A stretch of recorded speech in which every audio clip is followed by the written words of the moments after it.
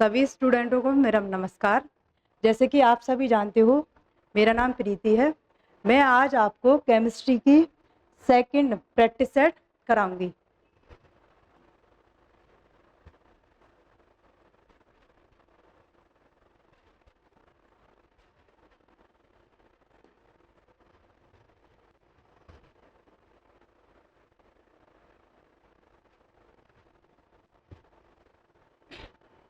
Question number 1, कपूर को गर्म करने पर निम्नलिखित में से कौन सा परिवर्तन होगा? मेनली पदार्थ की 4 अवस्थाएं होती हैं। सबसे पहले ठोस, द्रव, गैस, प्लाज्मा।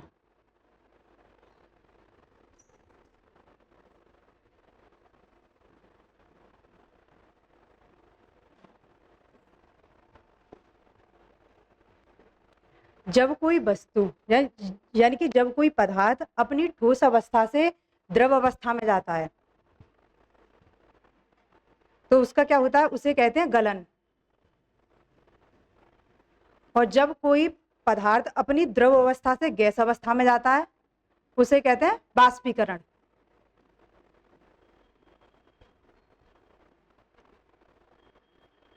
और जब कोई पदार्थ अपनी गैस अवस्था से किस अवस्था में आता है? द्रव अवस्था में, उसे कहते हैं संघनन। और जब कोई पदार्थ अपनी द्रव अवस्था से किस अवस्था में जाता है? ठोस अवस्था में, उसे कहते हैं हिमीकरण यानी हिमांक।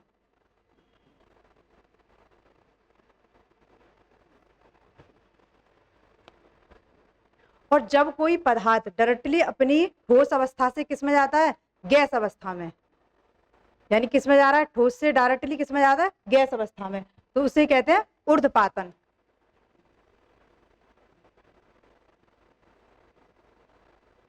अब इसमें क्या पूछा? कपूर को गर्म करने पर वह उसमें कौन सा परिवर्तन होता है? तो कपूर क्या है? एक ठोस है और कपूर डायरेक्टली ठोस अवस्था से किस में जाता है? द्रव अवस्था में। तो जो कोई पदार्थ अपनी ठोस अवस्था से किस अवस्था में जाता है? गैस अवस्था में, उसे क्या कहते हैं? ऊर्ध्वपातन। अब ऐसा प्रोसेस कौन सा है जो डायरेक्टली ठोस से गैस में जा रहा है? ठोस से गैस में। ऑप्शन बी ठोस से द्रव और फिर गैस में। ऑप्शन सी द्रव से गैस में। ऑप्शन डी ठोस से द्रव में। तो कपूर किससे जाता है? ठोस से गैस में। तो ठोस से गैस में, करेक्ट आंसर ए। नेक्स्ट, जल वाष्प के पुनः जल में रूपांतरण की प्रक्रिया हेतु निम्न में से किस शब्द का उपयोग किया जाता है? तो जल वाष्प की छोटी छोटी बूंदें वो किस में आ रही है? रूपांतरण होके पुनः जल में आ रही है, यानी कि जल वाष्प की छोटी छोटी बूंदें किस में? गैस में। गैस से किस में जा रही है? जल में। तो जब गैस यानी कि बाष्पीकरण गैस का क्या होता है? द्रव में जाता है, तो उस प्रोसेस को क्या कहते हैं? संघनन। तो इसमें क्या है? ऑप्शन ए संघनन, ऑप्शन बी बाष्पीकरण, ऑप्शन सी हिमीकरण, ऑप्शन डी ऊर्ध्वपातन। जब बाष्प की छोटी छोटी बूंदें आपस में संघनित होगी यानी इकट्ठी होगी तो उसका क्या बनेगा? जल बनेगा। तो करेक्ट आंसर ए। निम्नलिखित में से कौन सी प्रक्रिया तरल को सीधे उसके वाष्प रूप में परिवर्तित करती है? ऑप्शन ए भाप बनाना, ऑप्शन बी ऊर्ध्वपातन, ऑप्शन सी संघनन, ऑप्शन डी बाष्पीकरण। इसमें क्या हो रहा है? तरल किस में जा रहा है? तरल किस में जा रहा है? वाष्प में। तो उस प्रोसेस को क्या कहेंगे? बाष्पीकरण।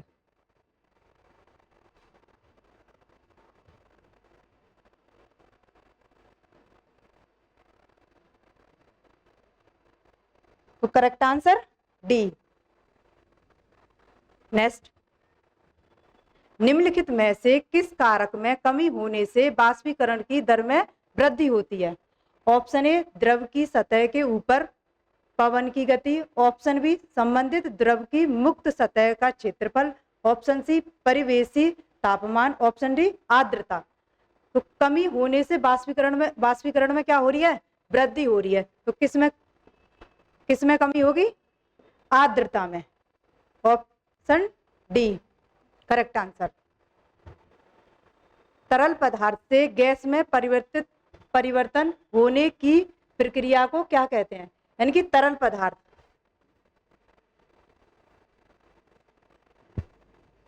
तरल किस में जा रहा है? गैस में। उस प्रोसेस को क्या बोलेंगे? बाष्पीकरण।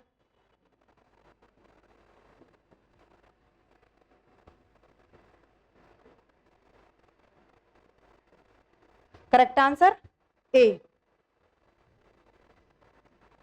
नेक्स्ट, पदार्थ के दबाव या तापमान में परिवर्तन के कारण पदार्थ की गैसीय अवस्था से द्रव अवस्था में परिवर्तन की प्रक्रिया को क्या कहा जाता है? क्या हो रहा है? पदार्थ के दबाव तथा तापमान में परिवर्तन के कारण पदार्थ की गैसीय अवस्था किस में जा रही है? द्रव में।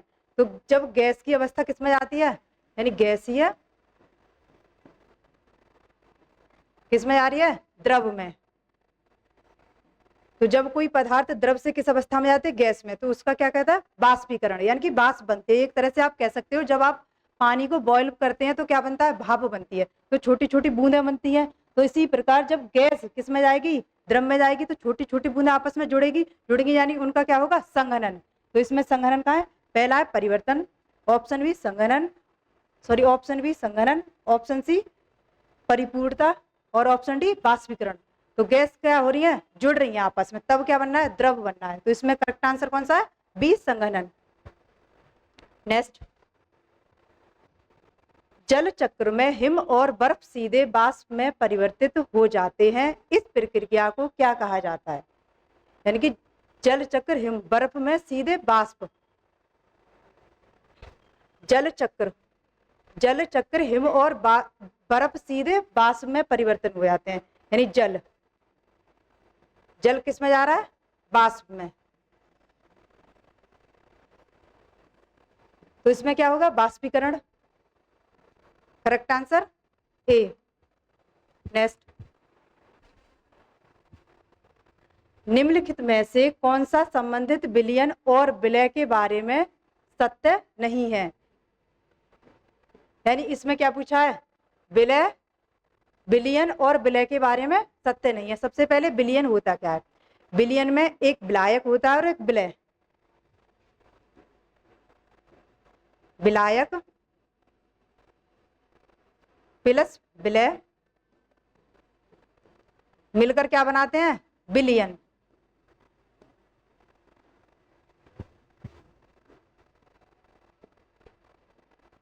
अब विलायक क्या है? जैसे पानी, जल क्या होता है? विलायक।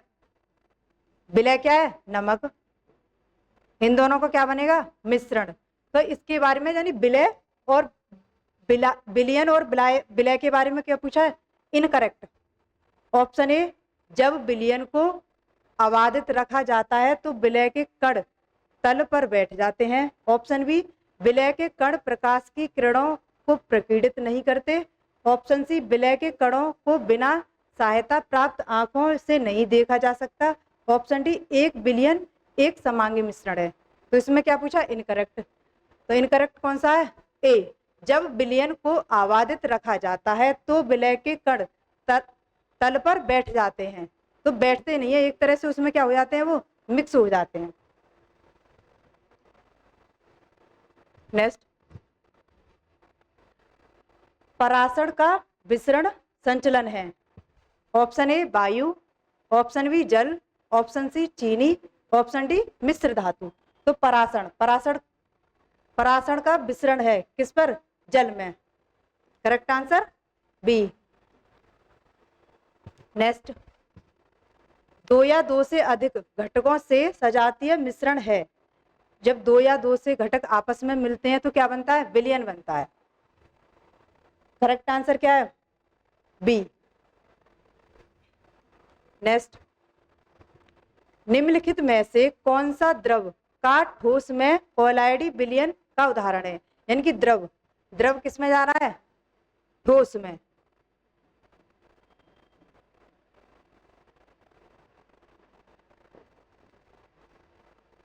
तो कौन सा है? ऑप्शन ए कीचड़, ऑप्शन बी दूध, ऑप्शन सी पनीर, ऑप्शन डी रबड़। तो इसमें करेक्ट आंसर कौन सा है? सी। अब ये पनीर कैसे है? पनीर जब दूध होता है तो कैसा होता है? द्रव होता है। दूध द्रव होता है और उसका पनीर बन जाता है तो वो कैसा हो जाता है? ठोस।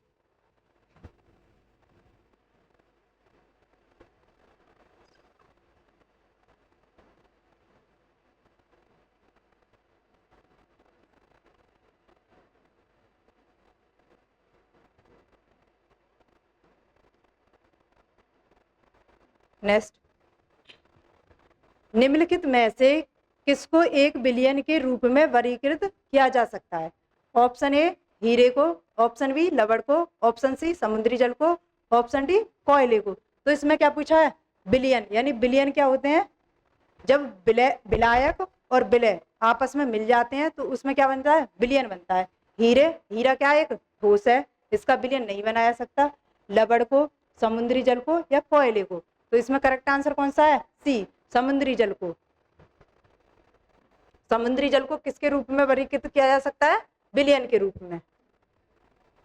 नेक्स्ट, न्यूट्रॉन की खोज निम्नलिखित में से किसने की थी? देखो, किसी भी तत्व का संगठन 3 चीजों से मिलकर बना होता है, इलेक्ट्रॉन, प्रोटॉन और न्यूट्रॉन। इसमें पूछा है कि न्यूट्रॉन की खोज किसने की थी? न्यूट्रॉन की खोज option A James Chadwick, option B E Goldstein, option C Niels Bohr, option D Ernest Rutherford. 3 होते हैं, इलेक्ट्रॉन पर नेगेटिव चार्ज होता है, प्रोटॉन पर पॉजिटिव चार्ज होता है और न्यूट्रॉन न्यूट्रल यानी कि उदासीन।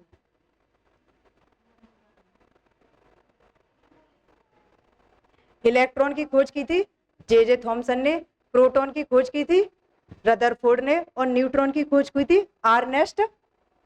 न्यूट्रॉन की खोज की थी जेम्स चैडविक ने। तो correct answer A. Next, Rutherford के परमाणु मॉडल के संदर्भ में निम्नलिखित में से कौन सा कथन सही नहीं है? इसमें क्या पूछा है? इनकरेक्ट यानी कि सही नहीं है। ऑप्शन ए नाभिक का आकार परमाणु के आकार की तुलना में काफी ज्यादा होता है, ऑप्शन बी इलेक्ट्रॉन नाभिक के चारों ओर वृत्ताकार मार्ग में चक्कर लगाते हैं, ऑप्शन सी परमाणु का केंद्र धनावेशित होता है जिसे नाभिक कहा जाता है, ऑप्शन डी एक परमाणु का लगभग संपूर्ण द्रव्यमान नाभिक में उपस्थित होता है। इसमें क्या कह रहा है? इलेक्ट्रॉन। तो सबसे पहले क्या होता है? एक नाभिक होता है, नाभिक में क्या रहते हैं? न्यूट्रॉन प्लस प्रोटॉन और इलेक्ट्रॉन इसके चारों ओर क्या लगाते हैं? चक्कर। तो ऐसा कौन सा है? नाभिक का आकार परमाणु के आकार की तुलना में काफी ज्यादा होता है। नहीं, नाभिक का आकार क्या होता है? परमाणु के आकार में कम होता है। तो इस यही क्या है? इनकरेक्ट। नेक्स्ट, अर्नेस्ट रदरफोर्ड ने स्वर्ण पत्र प्रयोग के परिणामों को कब प्रकाशित किया जिससे यह पता चला कि परमाणु नाभिक के केंद्र में स्थित दृढ़ संघनन क्रोड के चलते प्रकीर्णन होता है? Option A 1905, option B 1911, option C 1921, option D 1925। तो correct answer B 1911। Next,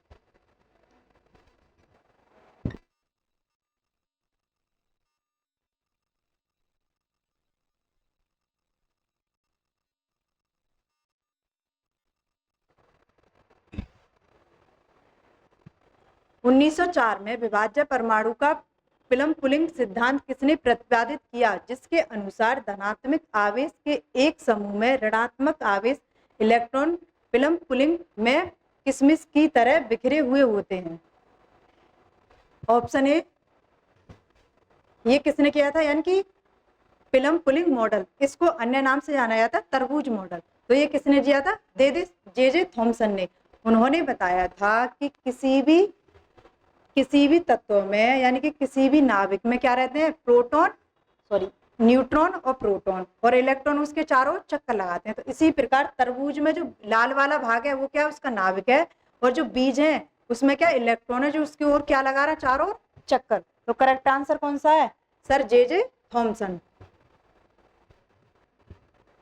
next, lithium नाभिक में कितने प्रोटॉन होते हैं?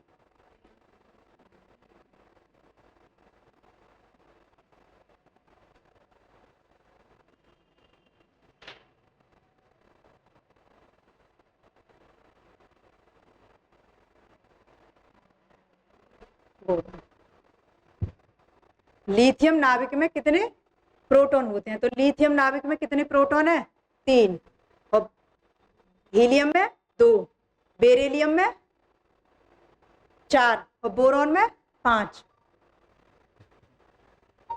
नेक्स्ट, इलेक्ट्रॉन की खोज किसने की थी? इलेक्ट्रॉन की खोज किसने की थी? जे थॉमसन ने। और जेम्स चैडविक ने प्रोटॉन की, और रदरफोर्ड ने, जे थॉमसन ने इलेक्ट्रॉन की, जेम्स चैडविक ने न्यूट्रॉन की, रदरफोर्ड ने प्रोटॉन की। नेक्स्ट, एक हाइड्रोजन परमाणु का द्रव्यमान एक इलेक्ट्रॉन के द्रव्यमान का कितना गुना होता है? यानी कि हाइड्रोजन का परमाणु क्रमांक कितना है? 1। परमाणु क्रमांक को किससे दर्शाते हैं? जेड से। तो कितना गुना है? Option A 1000, option B 8000, option C 1837, option D 5000। तो करेक्ट आंसर कौन सा है? सी 1837।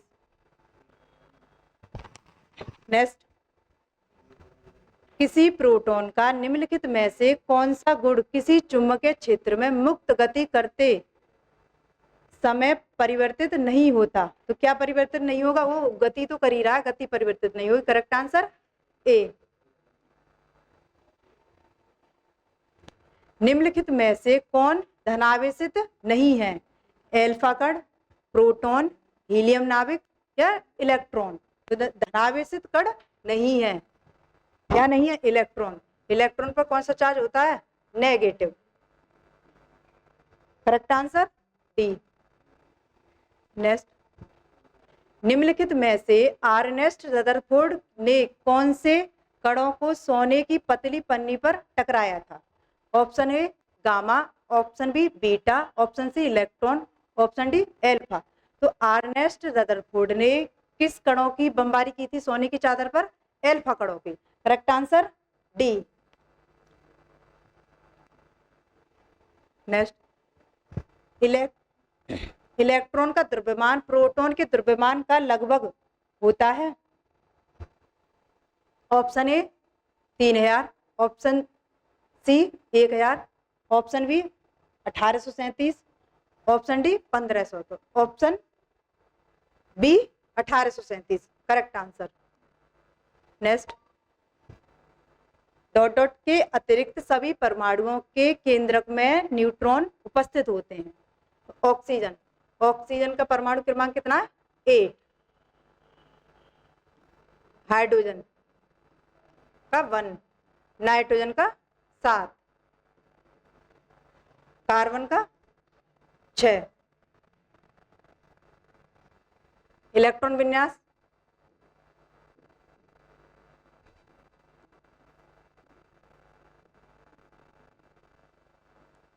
टू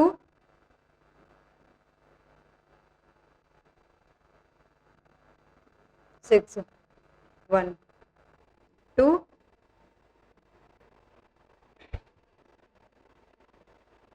तो इसमें क्या पूछा है? किन परमाणुओं के अतिरिक्त केंद्र में न्यूट्रॉन उपस्थित रहता है? तो किसमें? ओनली हाइड्रोजन में। तो correct answer B,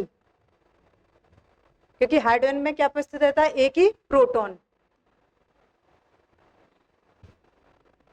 next, bohrium की परमाणु संख्या क्या है जिसका नाम क्वांटम सिद्धांत के संस्थापकों में से एक भौतिक विज्ञानी नील्स बोर के नाम पर रखा गया है? तो वो कौन सा है? Option A 101, option B 113, option C 107, option D 117। तो करेक्ट आंसर सी 107। नेक्स्ट, तीसरे कक्ष या एम कोष में अधिकतम कितने इलेक्ट्रॉन हो सकते हैं? तो सबसे पहले क्या है? ये नाभिक होता है। नाभिक में क्या रहते हैं? न्यूट्रॉन प्लस प्रोटॉन, और इलेक्ट्रॉन इसके चारों ओर क्या लगाते हैं? चक्कर। पहली सेल कौन सी होती है? K, दूसरी L, तीसरी M और चौथी L, N। पहली सेल में कितने इलेक्ट्रॉन होते हैं? 2 और दूसरी में 8 और तीसरी में 18 और चौथी में 32। तो इसमें कौन सी में पूछा है? एम कोष में। एम कोष में कितने इलेक्ट्रॉन होंगे? 18। तो करेक्ट आंसर सी। नेक्स्ट, किसी परमाणु में एन कोष में अधिकतम कितने इलेक्ट्रॉन होते हैं? अब किस में पूछा है? एन कोष में। मैंने पहले भी बताया था कि पहली सेल कौन सी होती है? के, एल, एम और एन। पहली सेल में कितने इलेक्ट्रॉन होते हैं? 2, दूसरी में 8, तीसरी में 18, चौथी में 32। तो इसमें किस में पूछा है? एन में। तो एन में कितने इलेक्ट्रॉन होंगे? 32। तो करेक्ट आंसर डी। नेक्स्ट, पहले इलेक्ट्रॉन कोष में जो नाभिक के निकटतम होता है में कभी भी एन इलेक्ट्रॉन से अधिक इलेक्ट्रॉन नहीं होते। जहां एन के एन डॉट डॉट के बराबर होता है। एन किसके बराबर होता है? पहली सेल में वही के, एल, एम, एन। पहली सेल में कितने इलेक्ट्रॉन होंगे? 2, दूसरी में 8 और तीसरी में 18 और चौथी में 32। तो एन बराबर कितने हो जाएंगे? 2 इलेक्ट्रॉन। और 2 से क्या नहीं होंगे? अधिक नहीं होंगे। तो इसमें करेक्ट आंसर कौन सा है? बी। नेक्स्ट, निम्नलिखित विकल्पों में से किस तत्व के परमाणुओं के बाहरी कक्षा में एक से अधिक इलेक्ट्रॉन होते हैं? यानी क्या क्या पूछा है? एक से अधिक इलेक्ट्रॉन होते हैं।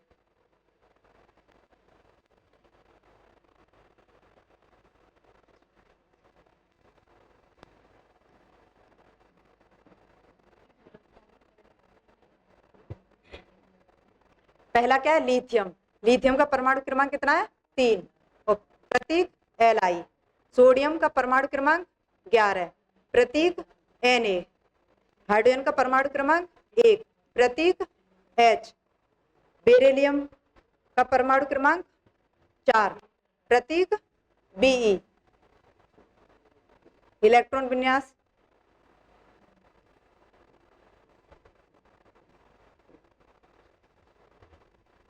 इसका 2 और 1, इसका 2, 8, 1, 1, इसका 2 और 2।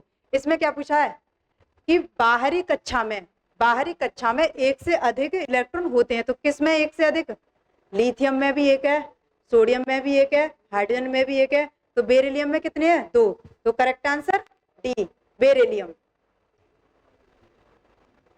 Next, thank you.